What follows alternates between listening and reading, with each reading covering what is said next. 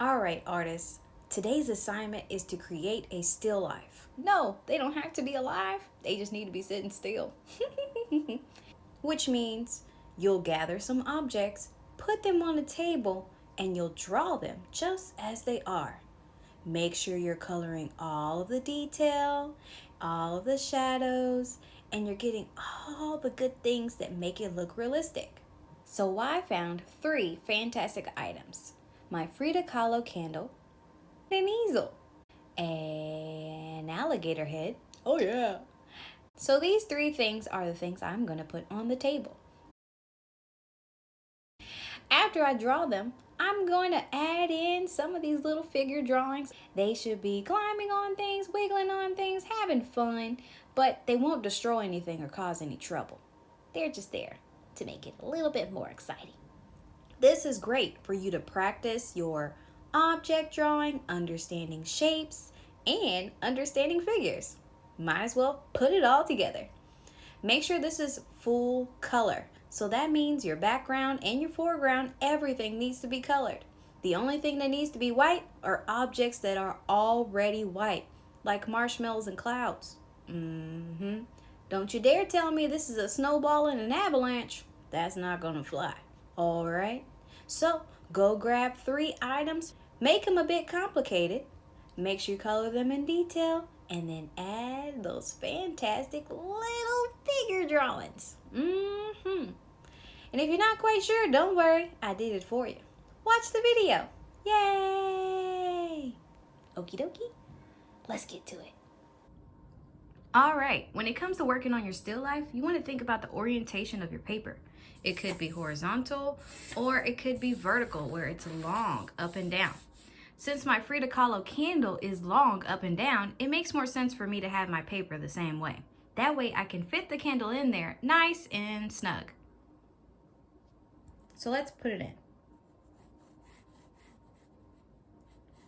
When you're creating a still life, it's important that you draw the objects that are on the table exactly how they look, and making sure that you draw the table as well.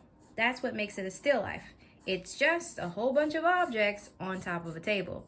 If there isn't a table, it's just floating objects.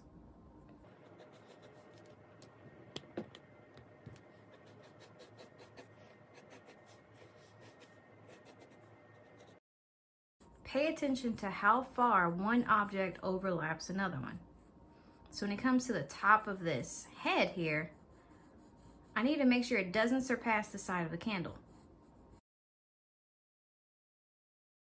Remember that all of this is just shapes you know. Wiggle lines, curves, circles, squares, ovals, and woobly booblies. You know woobly booblies. So make sure you're not getting stressed out when you draw your object, because it's just shapes. This little easel and painting was done by a parent. And I love it. All right, so now I have the canvas, the candle, and the fantastic head here, and I can put in all the detail of the teeth and the eye, and of course Frida Kahlo on here. I noticed that my cylinder is a bit crooked. It's kind of like the Leaning Tower of Candle, but I can fix that. And also pay attention to this overlapping line. Since the alligator head is over here, I want to erase that.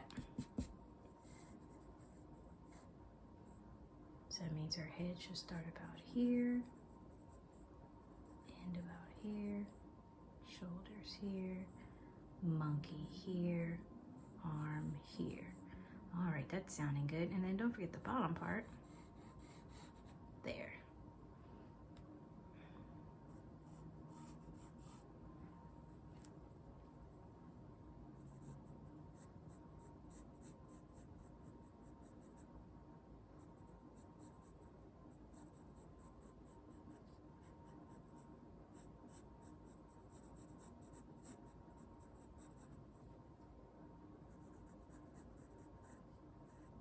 If you're not quite sure if you're doing this right, feel free to watch my still life video where I do watercolor painting.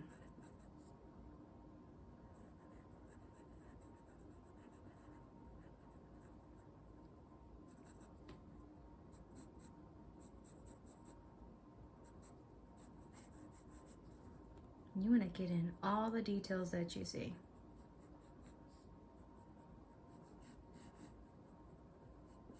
Make sure you're using a regular size paper. If you're trying to do this on a super small paper so you could finish early, it's gonna look like you were doing it on a super small sheet of paper to finish early.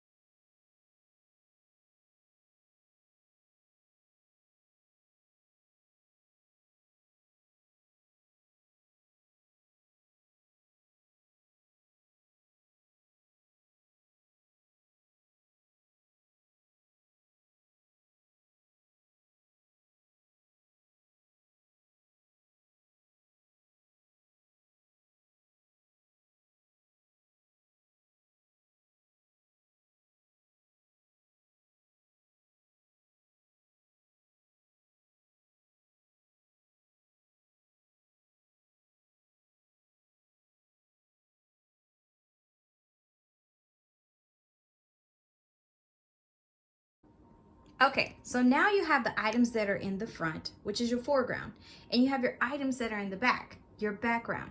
We want to think about adding in those gesture little creatures and the contour creatures. You can choose whether gesture or contour is best for you, and you want to add them to the artwork. Let's put these people into action. Yeah, let's go. Let's add in at least 5. So we could have a person here. Now I'm going to gesture them lightly so I know exactly how I want it to look. One arm would be here. The other arm is holding on to that. The body is down here. One leg up there and the other leg hanging down. So now I have a little gesture person hanging out on the easel. Oh, I forgot the top of it. Okay, let's think of what another gesture person can be doing. Maybe there's one that's inside here or on top of this. Or maybe there's one dancing on the side of the table here. I'm gonna draw one of them sitting in this little corner here, just hanging out.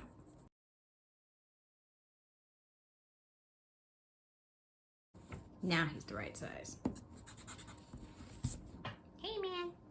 All right, so we have so far 1 guy, 2. Let's put some more in there.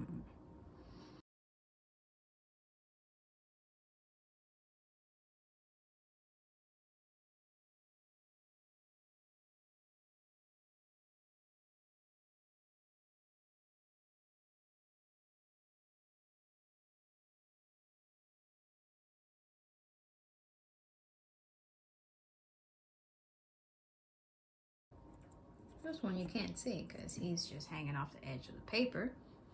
Then throw in some more. This guy's just hanging around. So far I have 1, 2, 3, 4, 5, and a little scraggle over here, so kind of 6. Have at least 5 little guys dancing around in your artwork. So this way you're practicing a still life when it comes to drawing objects, having shadows, and making sure it's realistic. And then you're also practicing your figure drawing as well.